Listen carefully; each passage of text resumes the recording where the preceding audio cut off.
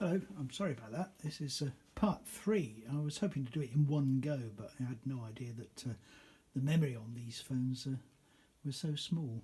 I've also had to get rid of all the deleted memories because it still clogs the phone up. Anyway, I was talking about this. This was this incredible breakthrough in guitar design by a Czech immigrant called John Doppiera, and he was influenced by an association with a guitarist called George Beecham, and he suggested there was some sort of way that they could pick up the idea that was used by the Victrola gramophones, whereby the sound was transmitted through a very stiff needle into an aluminium disc and then projected out through some kind of amplifying device, which in those days was a big horn.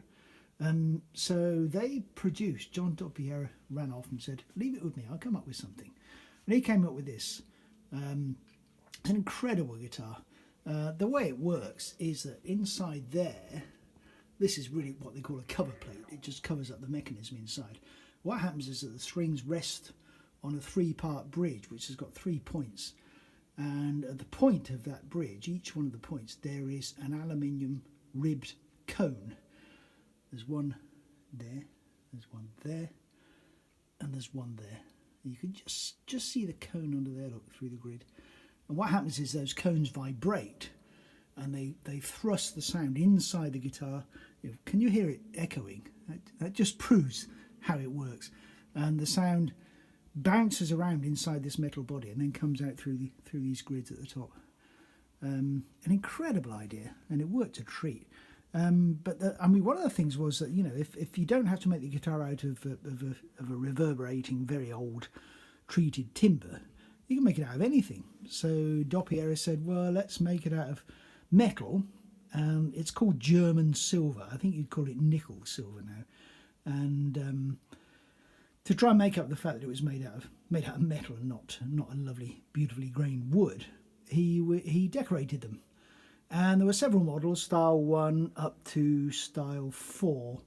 And this is a style, I think this is style 2. Style 1 had no decoration at all. Style 2 had these etchings. If you can see, there are these hand etchings on various bits of the guitar. There's a few on the back and the sides, and just a few out the front. And if you went up to style 3, you got a bit more. If you went up to style 4, the whole thing was hand etched all over. They were absolutely beautiful guitars. There's absolutely no doubt about it. They immediately saw they had a hit, and so they formed the National Company. So these were called National Guitars from then onwards. And they started producing immediately a big range of guitars, as well as the range of styles, style 1 to style 4.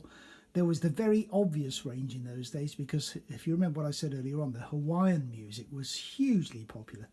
Now, the Hawaiian style of guitar playing was completely different. It's what they called lap steel, eventually. And it differed because what would happen, it was called lap because you would actually place the guitar down on your lap, and then you would play it by sliding a bar along the strings, like that. So you wouldn't actually need to press your fingers down on the strings, you would just slide a piece of metal down it. Originally it was a piece of glass, but eventually it ended up being a bit of metal. So these were called lap steel. They weren't called steel because they were made out of steel, they were called steel because a piece of steel was used to play it. So they produced two main varieties. One was the Spanish version, as Gibson would say, which was a standard guitar with a round neck that you could put your thumb around the back of to make the chords. Or there was the steel version. Now the nice thing about the steel version is that you could have a big hollow square neck. It didn't need to be round, it could be a big square neck. And so what he did was he continued this big hole, this big cavity up through the neck. So it was a massive sound chamber. So it wasn't just the fact that the cones were vibrating and pumping the sound in, but it had this huge metal body to project the sound out of these grids and make the most extraordinarily loud sound, which was really, really good for Hawaiian players, but also for dance band players. Just as an aside, when I bought this one a few years back, it had been imported from Portugal, and the people who packed it very badly, and it got bashed en route. And the 3 cones inside got dislodged and they were buzzing really badly. So I took it apart. Well, I got a lot of help because I don't really trust myself with these things. And it turned out these three cones had been dislodged from the seatings, and one of them got quite badly bent. Now I had to decide whether to just try and rebuild these cones or get some new ones, new replacements. And in the end, that's what I did, and it was absolutely the right decision. The funny thing is, as an aside, that I kept the originals, because with the guitars this old, if you ever sell them, you have to be able to sell them as original. So I thought, well, I better keep these original cones, however bad they were. So just follow me around here. I thought, how am I going to save these cones so they don't get damaged, they don't get covered up in junk, jigsaw puzzles and things? So this is what I did. I threaded a piece of string through them and I hung them up. So they made rather a nice Chinese ornament. And this means you can actually see how they work. You see that these cones made out of aluminium with fins, which gives them a little bit more strength. Whether it makes them reverberate better, I'm not totally convinced. But there we are. So I've got the original cones as a decoration. Anyway, these guitars were very, very successful. And National started making alternative instruments. They made mandolins and ukuleles, and they made tenor versions, which is a 4-string version, and they were very, very popular. But of course, if you look at them, they were very, very expensive. So it wasn't long before Beecham and Doppiera thought, we need to make something a little bit simpler, a little bit cheaper, keep the principle, but maybe do something a bit simpler. And it was this that caused a massive row, a massive bust-up in the company and the formation of another company. What happened was that George Beecham went off and he filed a patent for a single cone resonator guitar. So instead of having your 3 cones, you just have one big one. And he reckoned this would be enough. Now, when he filed this patent, George Beecham, when he discovered it at a meeting, said, hang on, I've been working on this for months. I've already invented one. You can't do that. And it started a massive row and they broke up. And it was 6-7 years before everything was resolved. And there were some horrible lawsuits and really dreadful publicity, slagging each other off. George Beecham was a really born salesman. John Doppiera was just an engineer. And he just backed off. He just said, look, you carry on. I'm going to do my own thing. Anyway, the first thing that happened was that the single cone resonator idea resulted in this one next to it. And this was called a triolean. And the reason it was called a triolean because although none exist and no one can actually prove it, the very first one they designed had 3 tiny little ukulele cones in the middle to use up some existing cones. But this one was one of the very, very first of the single cones. It worked in the same way, but instead of 3 cones, there was just one. And you can see just beyond that cover plate, maybe, can you see the fins there? There was just one big aluminium cone. Principle was the same. It pointed downwards, the strings rested on the back of it, and they called that a biscuit because there was just a single circle with a wooden bar across that the strings rested on. And the sound resonated through the cone and into inside of the body. One way they saved a lot of money was they said, why do we need to make them out of this really expensive metal? And so they made this one out of wood. Now, because the wood didn't look very exciting, they couldn't polish it, they couldn't engrave it. What they did was they sprayed it yellow, but then they puffed on these little bits of paint. Red paint, green paint, blue paint. You can see it around here. You can see it on that metal cover plate. And you can see it actually on the fingerboard and up on the head. They just sprayed these little bits of paint just to make it seem a little bit more interesting, despite the fact it was actually very cheap. The other thing they did, and this I think is one of the most beautiful things about these guitars, is that they put a transfer on the back. Let me just see if I can take this down and show you.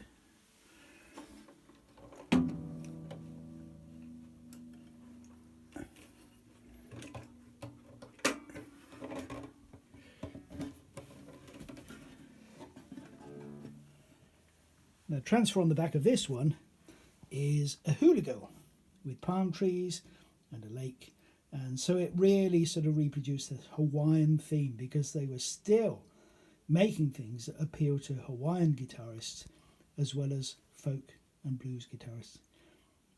So that's the back of this guitar, which was made in 1928, one of the very first ones. Hasn't got a serial number because they weren't totally convinced that it would work. So anyway, that was their plan, to make something a little bit cheaper. I'll just put this back up again.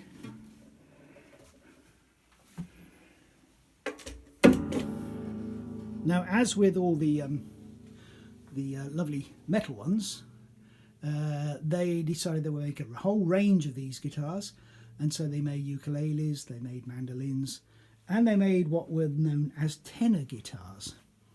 Now, the thing about tenor guitars is that they only have 4 strings, and they are tuned in exactly the same way as a banjo.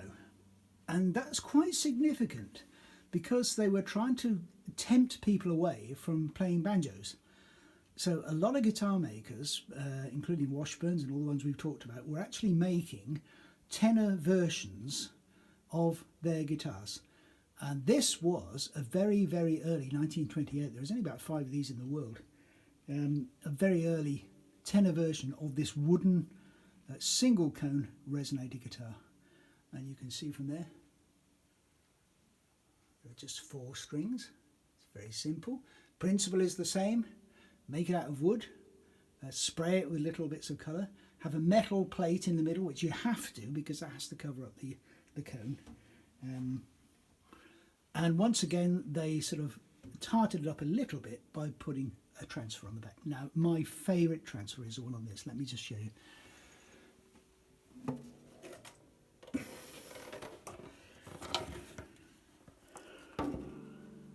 Look at that. It's a surfer. Isn't that a lovely picture? And it's still there. Probably because it hasn't been played all that much. You know, it's still intact, that picture. Absolutely beautiful.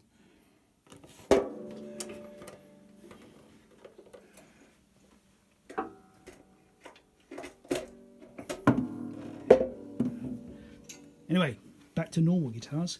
This was a reasonably good idea, but as you can see from that aluminium cover plate, and more importantly, that aluminium cover plate, they had this yellow paint which stuck to the wood beautifully, but it didn't stick to the aluminium cover plate. So they put their heads together and they thought, well, hang on, rather than try and come up with 2 different kinds of paint jobs, we're trying to save money here. And they actually succeeded in reducing the cost from something like $295 for the original tri-plates to something like $90 for these single cone wooden versions. But this paint thing was a problem. So what did they do? They said, sod it, let's make them out of metal. So once again, they started making them out of metal, but not this beautiful German silver, which you can see here, but they made them out of very, very cheap tin. And who was the person they got to make them? A bloke called Adolf Rickenbacker. And he had a factory, and he used his factory to make these metal bodies. And here is a metal body national.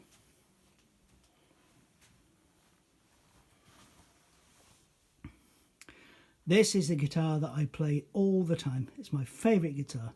It's very, very simple, made out of metal. Again, it's got this splodgy paint job. Not quite so good now because I play it so much, it's got really quite scratched and beaten up.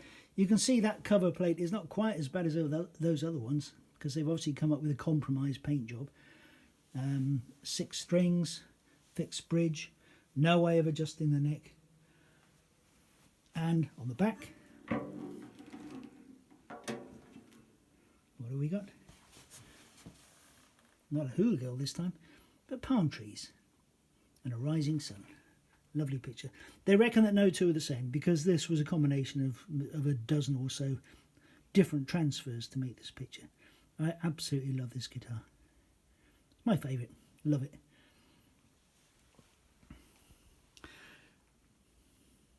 Anyway, that's probably enough about these resonators. It was a very quirky sort of incident in the history of guitars.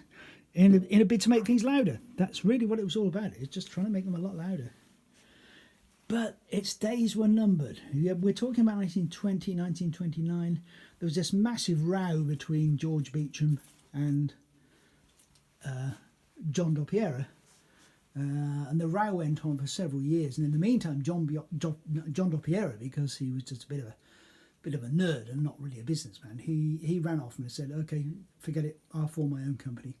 And he started a company called Dobro, which is Dopiera Brothers. He and his brothers formed this company, and they said, we will make single cone resonator guitars, but they'll be slightly different. He made them out of wood, very nice wood, and instead of having these grids at the top or these F-holes at the top, he just had simple holes like portholes.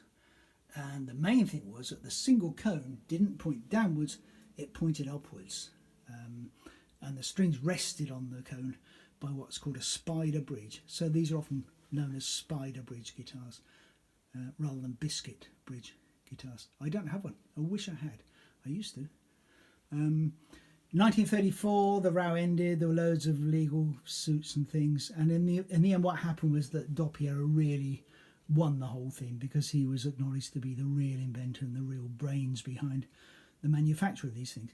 But to this day, dobro guitars and national guitars are considered completely different kinds of guitars.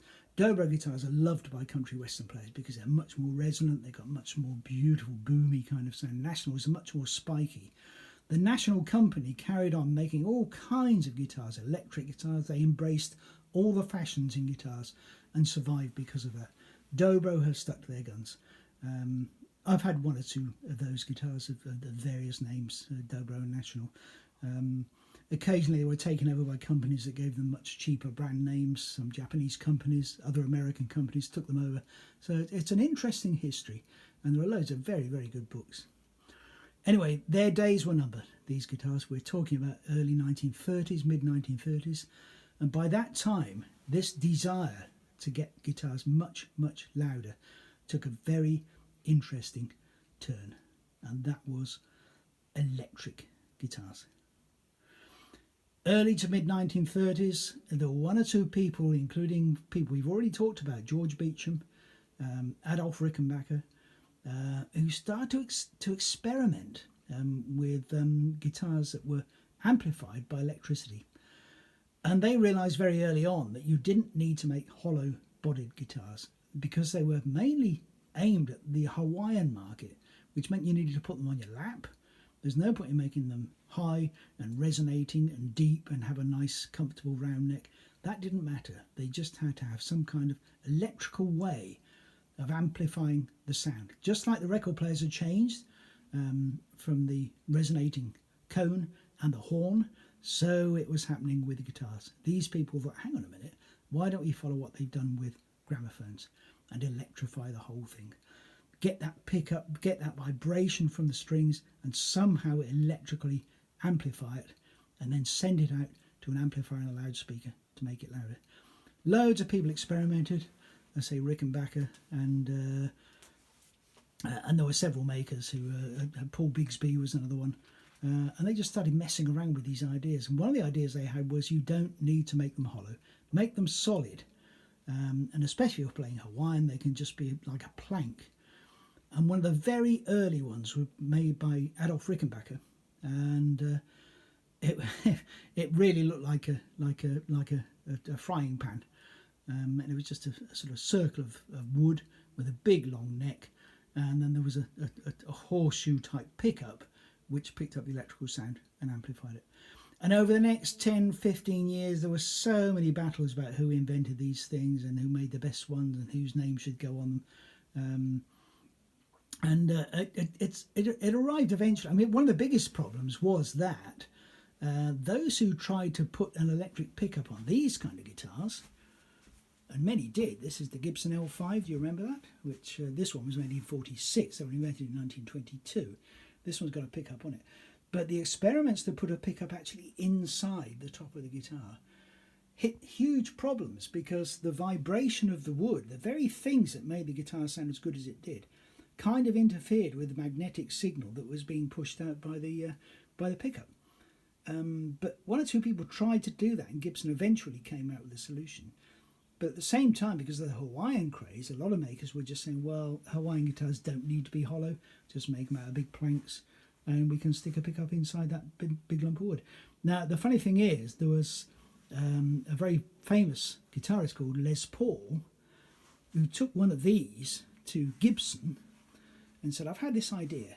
Why don't we put a big lump of wood down the middle of the guitar, solid lump of wood, and mount the pickup in that so the rest of the guitar doesn't break? And Gibson just laughed him out the house. He said, he must be joking, bugger off. In the meantime, loads of other people were making progress. What eventually came out was the idea of making a guitar not from a hollow body, which resonated and sounded beautiful, like all these things did, but to make them out of virtually a plank of wood. And there were loads of people who did this.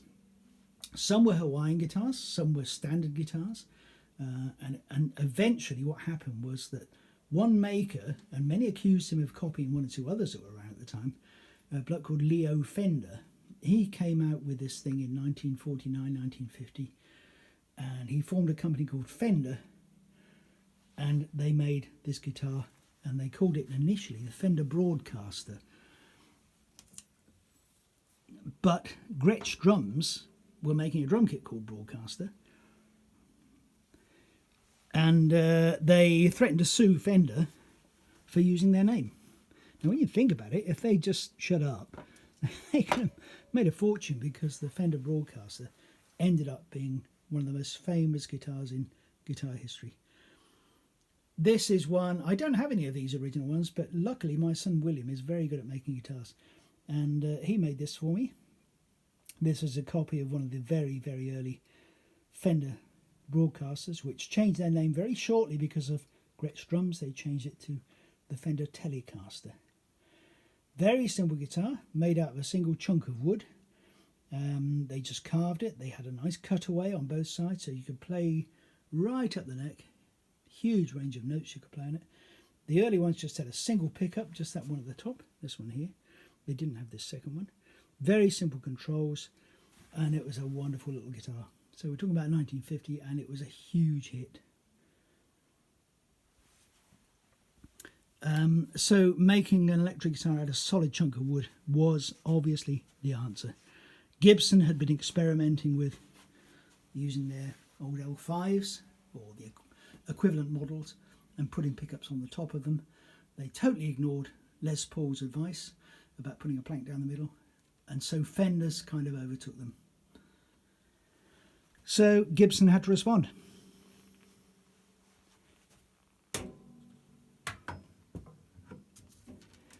And they responded with a guitar called the Les Paul.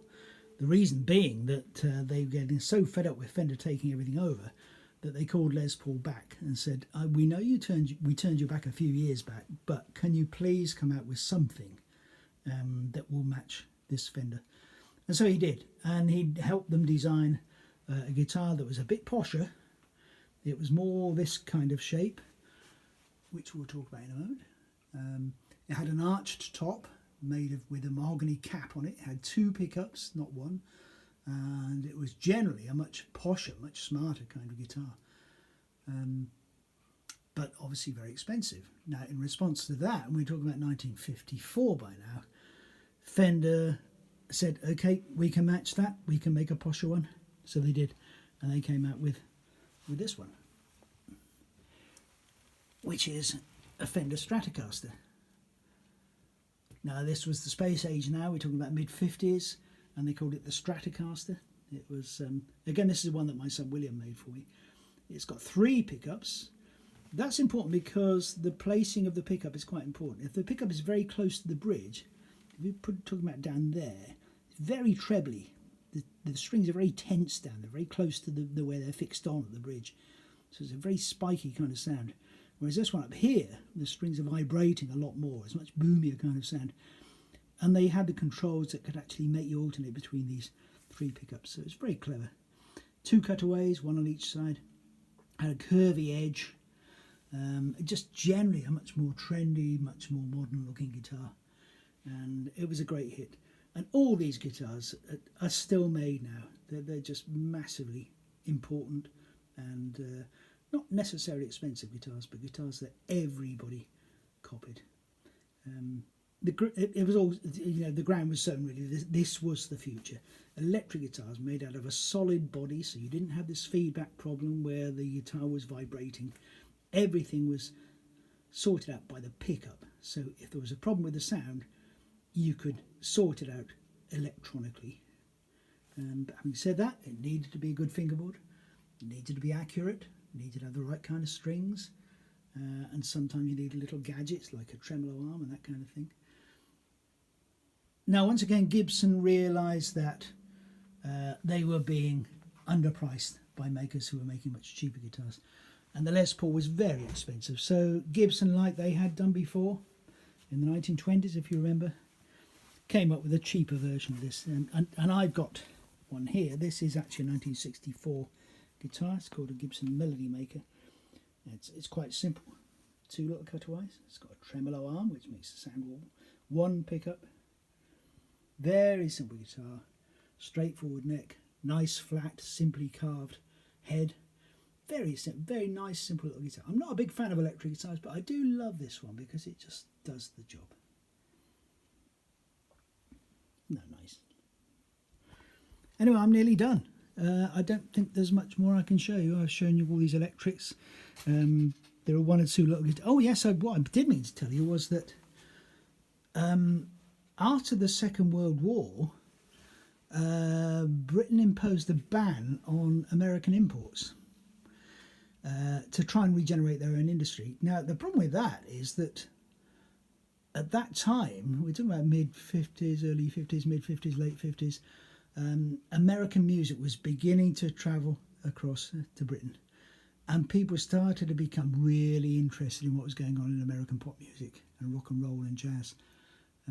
But the guitars it was all being played on couldn't be imported. So what happened in the early 60s, just when this was all taking off, was that a lot of European guitar makers were importing to Britain, or exporting to Britain, copies of great American guitars. Here's a lovely example. This is made by a company called Hofner. This is a Hofner Club 50. It was made in 1958, and you can see it's very similar in shape to the Gibson Les Paul, but not exactly the same, and they had to be a bit careful about patents.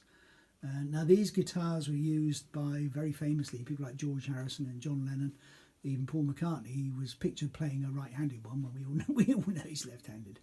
And this is a lovely old guitar, and a really lovely example of what was going on in the early 60s.